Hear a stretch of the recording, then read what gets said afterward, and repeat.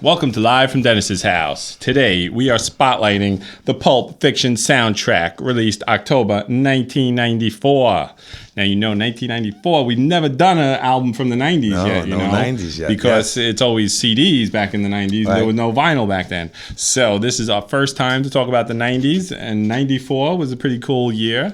A lot of stuff going on. I don't know if you want to talk about. It was the year that, Michael Jackson was very sick that year, too. You remember that? It was 1994. He had a bad case of food poisoning. He ate a 9-year-old wiener, I heard. And then it was like twice that year he got sick. You can't do stuff like that. He had bad meat in the can one time. Yes, I was waiting for that. He was sick the whole year. It was a very bad year for him. But kid. Then it worked out for him because that was the year he married Lisa Marie Presley. Yes, that was some love affair. That was the biggest scam since Rock Hudson married Doris Day back in 54, huh? Now you know what they say about Rock Hudson, that his lover, if you will, was Jim Nabors, Gomer Pyle. You've heard that rumor, right? Yes. So I was thinking of that, because Rock Hudson was a big strapping guy, a handsome movie star. And you've seen Jim Nabors, like, who would be attracted to Jim Nabors of any sense? Shazam, right? That was, yes. Oh, my God. So it was a very rough year, that 1994. He had some singing voice, though, Jim Nabors. Do you remember that? I know. That was the funniest thing either. That was ridiculous. Gomer sings. I don't know if that's what it was called, but I remember seeing that. Yes, it was. So, this was an awesome movie. We're going to talk all about this and tons of other stuff. And, we got to mention, it's just me and Steven, if you notice here tonight. It's the He-Man Woman Haters Club that the band canceled. I got to tell you why the band canceled tonight. The band canceled because one of the members works at a recording studio and he had an emergency. So, you know how serious those recording studio emergencies are. Yeah, right? What could that have possibly been? I remember my grandfather had a recording studio engineer emergency during Vietnam, and I don't know where I'm going with this. But, so now there's no girls tonight. We can do whatever we want. Dee Dee and Cha-Cha both out. Explosive diarrhea. And so we can get right to it. But let's start off with a long-distance dedication to Jeff Galooly. And let's listen to Girl, You'll Be a Woman Soon by Urge Overkill off of this soundtrack. And we'll be right back. So let's talk about the man about town, what's going on in the world here. You know that today is 4/20. Oh, April wow, 20th. You know what that means? Yes, it's something to do with weed or something. I'm not really sure. But I don't even understand this holiday, because what are you supposed to do? You're supposed to smoke weed on this day? Yes. Because anyone that smokes weed probably smokes it every single day anyway, and it doesn't make any sense. But I did hear that the one ritual that they have is on the night before, you're supposed to leave cookies out for Willie Nelson. Oh, that's awesome. I wasn't expecting that. That is brilliant. You can use Snoop Dogg in that one, too. It would work as well. Or Cheech, So, and also, it's Nick's birthday coming up. Nick, our intern, awesome. executive producer over there, he's turning 21. So you know what that means, Steven? That it's the ritual that you must take him out for cocaine and hookers. We've done this in the past. Yes. Okay. So you can do that, I guess, on Sunday. And also, Nick shares a birthday with Hitler. Wow. Yeah, so it's Hitler's birthday as well. It's nothing to be proud of, Nick. Yeah, he really ruined a lot of things for people. Yes. Like, first of all, the name. You can't I was name just your going to kid say Adolf. or even Hitler. You don't want to call your kid Hitler either. And that mustache. That was a cool mustache. Yes. Charlie Chaplin had that first. Yes, that's and true. And then all of a sudden now, if you had a mustache like that, you'd be ridiculed and ostracized. So, I think Michael Jordan was trying to sport one for a little while. He said, yes. I saw him on a Hanes commercial with a Hitler mustache. It was ridiculous, but that's a true story. That's not even a made-up thing. That's funny. So I had a very eventful week, I got to say, but the best part of the week was on Sunday. It was a very nice day, because you know what happened? We drove my mother-in-law back home. Back home? Oh. And I have to preface that. I have a very nice mother-in-law. All these years, she has been very good. Hasn't been a big, pain or anything. But she stayed with us for this week. and she has trouble sleeping. So I feel like I'm in that Scrooge movie because she's walking around, banging into things. She's coming into my room like every hour on the hour. So like I said, I feel like I'm Scrooge, visited by the ghosts of Christmas past every rattling hour. chains upstairs. And I gotta get up early for work, and I can't have this. No, of course. I had an exciting week. I missed you very dearly. I'll tell you that right now. I'm glad that you're back. Your chlamydia is cleared up now. Yeah. I'm all better. How's your coxsaki? Are we allowed to say it? But no. You can't say that word. Sorry. But a shot of penicillin took care of that. Right. Hey, welcome back to Live from Dennis's house. And now, since Cha-Cha is out, we have Steven filling in. He's going to do emergency word on the street. So this is right off the presses, Steven. So what stories you got in the terrible world of celebrity? We have some rock and roll news. I'll tell you that right now. You're like Kurt Loder. I was shocked to hear this. I heard rumors, and now I'm hearing Angus actually said this. Axl Rose is replacing Brian Johnson in AC/DC. I heard that. And there's a lot of controversy surrounding this. Unbelievable. What do you think of that at first? Here's the truth.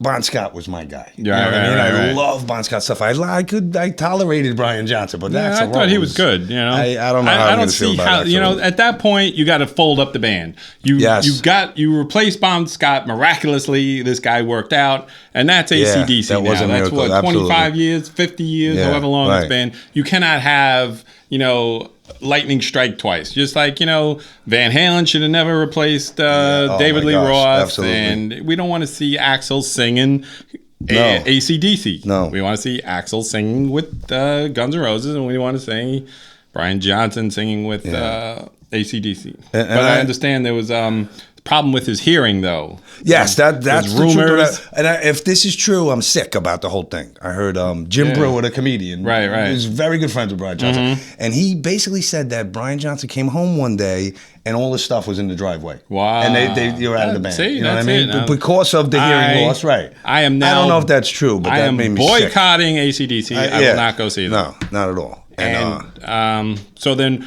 if that's the case, because Guns N' Roses was supposed to go on tour now. Right, so what are they going to do? So this is what I've heard as well. Guns N' Roses is actually replacing Axl with a bag of dog crap. Not true. But who knows?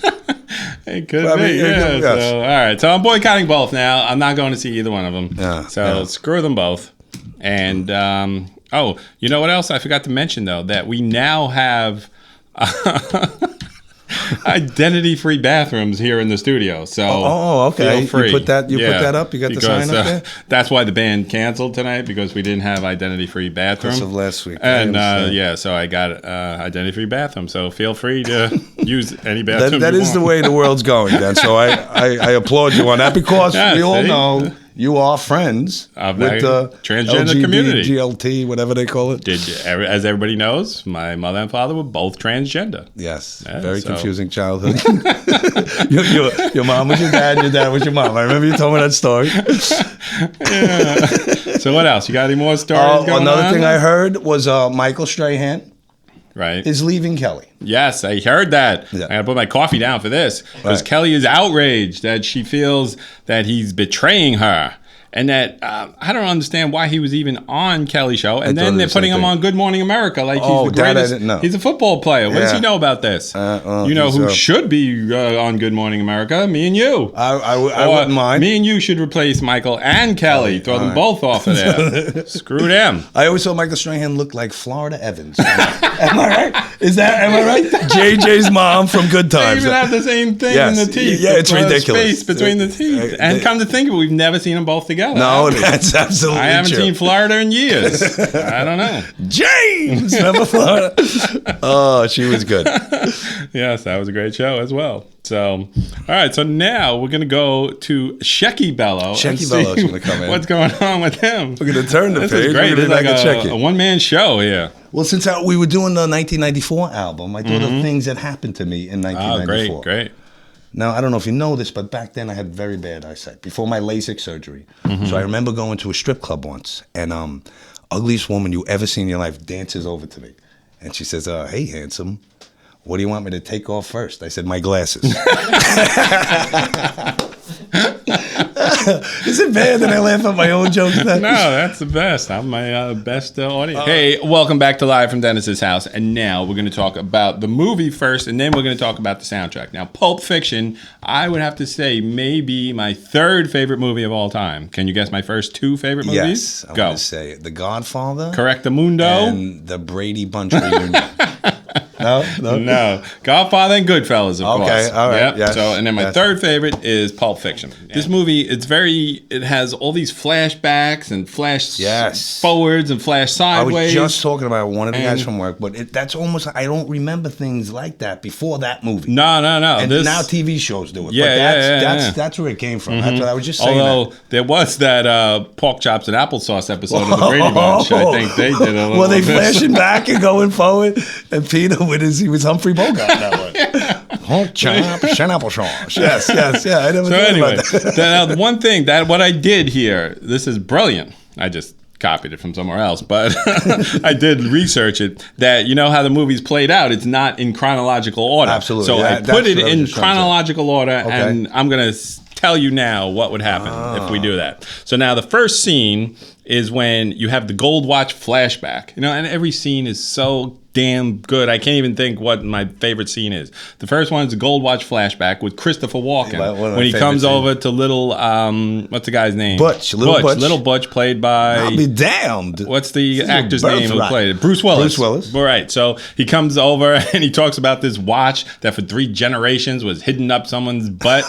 An uncomfortable hunk of tin was my ass for 6 months. Yes. Right, so it goes into that. And then the next scene is the prelude with Jules and Vincent. Well, this is when they're first going over to collect the briefcase from that guy, Brett, right? So they're talking about, the awesome dialogue here. Yes. They're talking about he just got back from Amsterdam. Right. And what do you call a quarter pounder with cheese? Yes. What?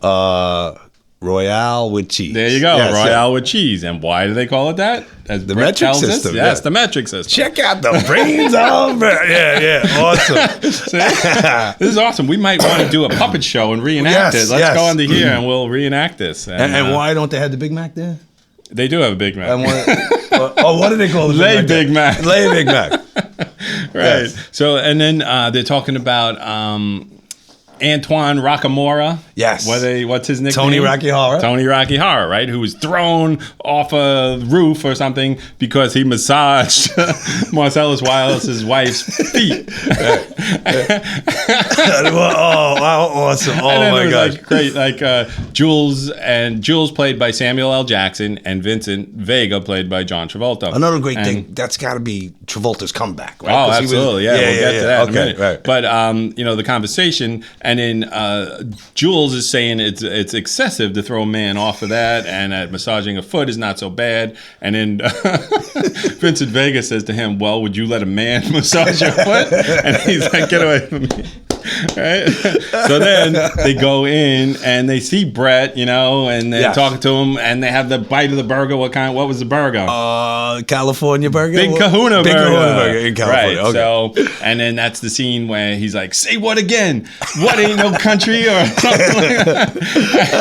And then he ends up shooting the kid. Yes. And then someone comes out of the bathroom and shoots a whole bunch of things into the... That was one of the Arquette family, that guy right there. Oh, was it the guy that came out of the bathroom? Was that the transgender yes, one? Exactly. Oh, exactly, yes. Wow, right. And in that movie, his name was Alex, if you watch the credits. Wow. Yes, I didn't know that. Yes. See? But in The Wedding Singer, he's Alexis. Wow, yes, that's awesome. Yeah. Very cool. So then, what else? And that's where he recites that, verse from the Bible before he kills him. That's really very cool. And then, what's the guy's name? Marvin. That's my favorite scene. They take Marvin hostage, right? Yes. So then they're in the car, and that leads us into the next scene, which is the Bonnie situation. Yes. So they're driving in the car, and Marvin's in the back seat, and he's talking to him with like the gun like this. It hits a bump. They blow Marvin's head off all over the car. That was my favorite line in the whole movie. Oh man, I shot Marvin in the face like it was no big deal. Oh man. So then they go to Jimmy's house, who is Quentin Tarantino, right? So and then they gotta hide the car. They don't know what to do. There's blood all over the car. They just killed somebody.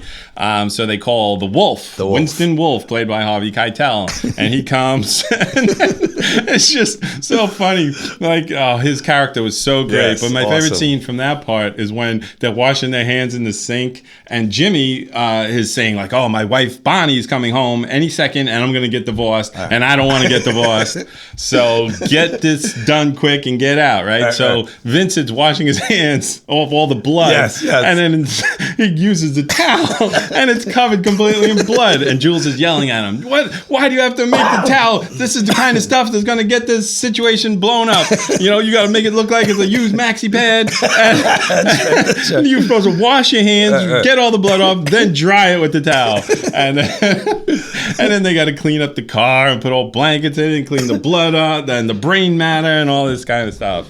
So and it's just another great scene. So then, you know, they take the car and then that's it. And then the next scene would be the prologue of the diner scene with Honey Bunny and Pumpkin. Yes. These are the two British people who are planning on robbing the diner, right? So then after that, it would be Jules and Vincent Vega, who just left cleaning up the murder scene. They go to the diner and have breakfast as well, right? I understand. Yeah. Yes. So then, that's another amazing, great scenes in that one. Yes. It's like when he says that Jules says he wants to just retire from this life and walk the earth. yes, like Kung Fu. Yes. Like David Carradine in Kung Fu. Vince is like, "What you mean walk the earth? That's just a bum." And then, so then the next scene is Vincent and Marcellus' wife. So this is when he has to take her out while Marcellus is away on a trip or whatever, and he takes her out. This is Uma Thurman. So that's when they play that scene, the song, "Girl, You Be a Woman." She's dancing. It's just so cool. And then they go to that 50s restaurant, right? And they have the $5 shake, and she's talking about how she was in that Fox Force 5 plot once. So then they go back to the house, and Vincent goes upstairs, and he's like talking to himself. "All right, I'm not messing around with her. Yes. I'm just going to have my drink, say goodbye, and go, and that's it. I don't want to be killed by Marcellus," right? So in the meantime, she finds what she thinks is coke in his coat, and she goes to snort it, but it was really heroin, so she ODs. He comes down, finds it, throws her in the car. We'll have to get back to the car in this minute too. So he throws her in the car and he goes over to the drug dealer's house and he's on the cell phone. That's a great scene. That Eric Stoltz plays the drug dealer and he's sitting in his bathrobe. It's like 2 a.m. eating cereal. Do you know what kind of cereal that is? I would say Captain Crunch. No, it's a very rare cereal. It's called Fruit Brute. Now, I remember Fruit Brute. Nobody knows about Fruit Brute. How did you know that? There was 5. I saw the box and I remember this. Oh, okay. And there was 5 cereals. You know, you have Count Chocula, Boo Berry, and Frankenberry, right? But back in the day, there was 2 additional ones. Right. I remember Fruit Brute. Yeah, Fruit Brute was one, and Yummy Mummy was the other one. Okay. And they discontinued those 2, but to this day, you can still get the others. So anyway, he's eating his cereal, right? And then Vincent calls up and says, "I got a problem here." Yes. Don't bring it to my house. Right. And he goes, "Are you talking on a cellular phone? Frank off. Yes.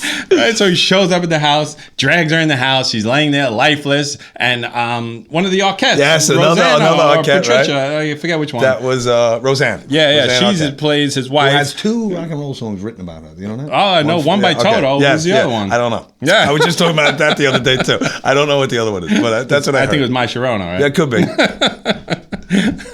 It was originally My Rosanna. My Rosanna.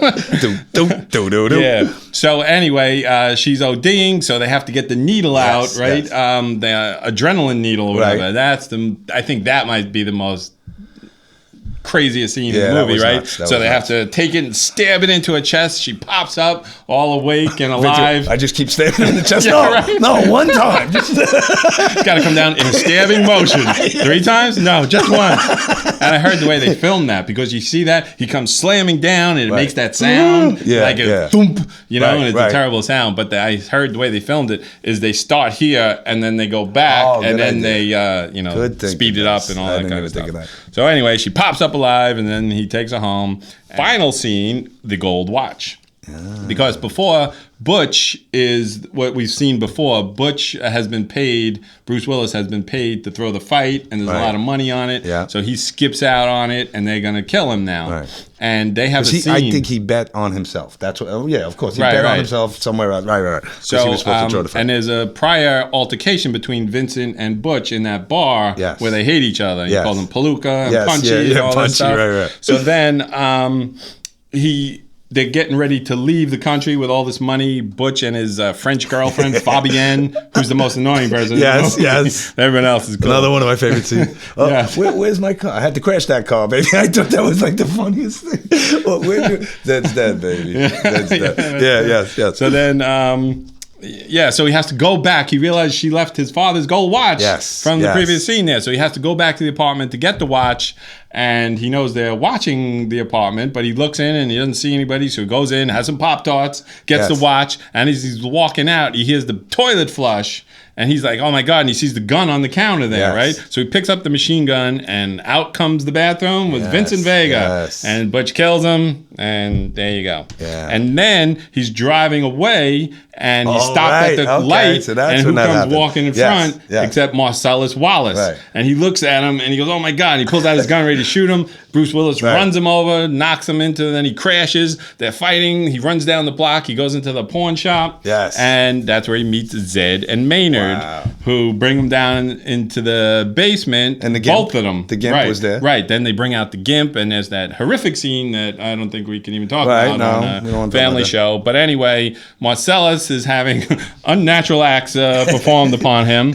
And then Bruce Willis unties himself, and he gets the sword, and he comes back down, he kills everybody, and then they leave. And Marcellus says, all right, just don't come to L.A. anymore, and we're cool. Yes. And that's the end of the movie.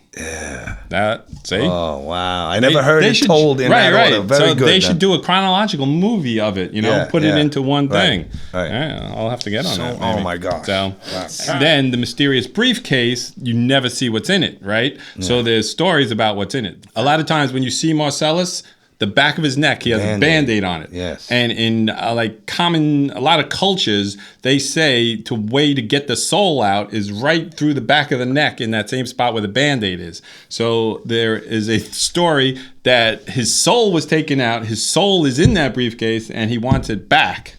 Wow. And that's why it glows and lights up when you open up the briefcase. That would make sense. The combination on the briefcase is 666 to open it up.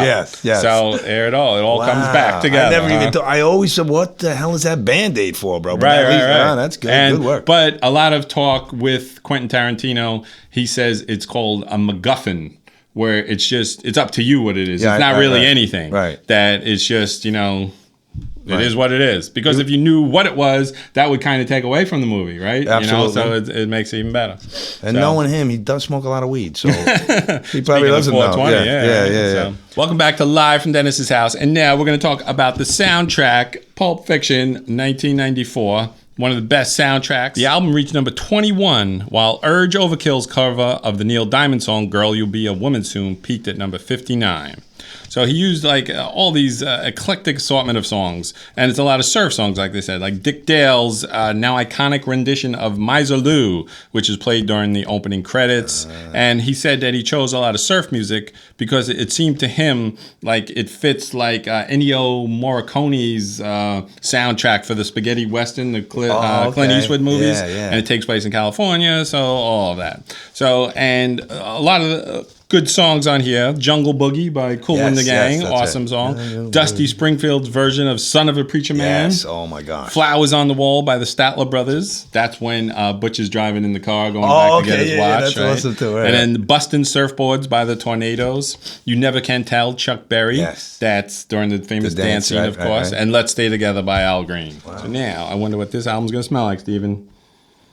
94. Very nice. And we got to name our favorite song off the album, and I'm going with Urge Overkill. Yeah, I knew you would. Yep. Stole mine. Feel free to pick the same song. But anyway, all right, so now we're going to get to the news. All the news is not fit to print. A Costa Rican man found himself in need of emergency surgery after he took his needs for sexual kicks too far. Medics at San Juan de Dios Hospital in the capital of San Jose were shocked to find an 18-inch cassava root in the man's anal cavity. The 55-year-old had carved the root into a phallic shape and used the cassava as a sex toy, local news reports. The unnamed man had voluntarily inserted the 18-inch root. It'd be a whole other story if it wasn't voluntarily, right?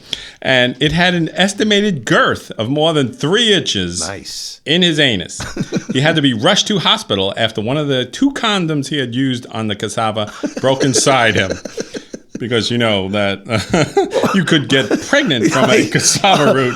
So, where does he think it's been? Why would he put the condoms on? And he had to put it into. He had to carve it into a phallic shape too. He couldn't just use it as it is, right? You know? So anyway, but the reason he did that, because as the condom had ripped, this put the man in risk of perforating his intestines and infection.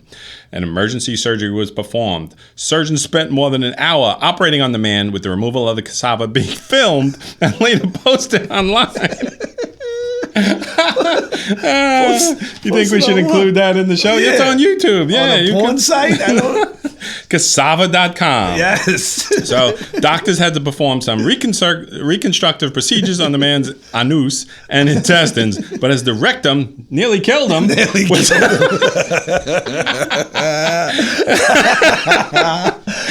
was not perforated, the man is expected to make a full recovery, but his self-esteem will be damaged forever. Cassava root, also known as yucca, is a starchy root which is common in South America, where it is used as a stable carb. And the starch derived from the cassava is known as tapioca. So there you know. And this is also used in tapioca pudding and in the popular Asian drink bubble tea. So there you go. So it's the yucca plant. Get this out because it's yucking killing me, Doc. There you go. Sick, sad world. What a sicko. This man will be running for president of that country, I believe, as well. So there you have it. So that's it. You got any last words on our He-Man Women Haters Club? See, that's a story we probably couldn't tell in mixed company. We would have got some bad reviews. Sometimes I don't know where you get your stories there, but they're unbelievable. Just, that is awesome. He puts condoms on. I still don't even get that part. Don't forget the girth. That's a good word too. Yeah, a lot going on in that story. So, all right. Well, I think this is the beauty of this show, Steven. Yes. That just me and you can do this show. We don't need these stupid guests who have emergencies. Yes. These delicate geniuses. My hair, my fancy hair dryer. The recording studio emergency. Is that what it was? The recording studio emergency. Yes. Yeah. I understand. We've all had that. These are big stars, Steven. Yes, you know that the prima donnas we were talking they about. They sold 3 or 4 albums last year, so All right. So anyway, thanks for joining us here on Live from Dennis's House, only at 474 The Mix, where the music matters. See you next week. I'll be doing another classic album and Behaving Badly. Like us on Facebook, subscribe on YouTube, Instagram, DennisMargiela.com. Watch me on the radio, hear me on the TV, and all social media.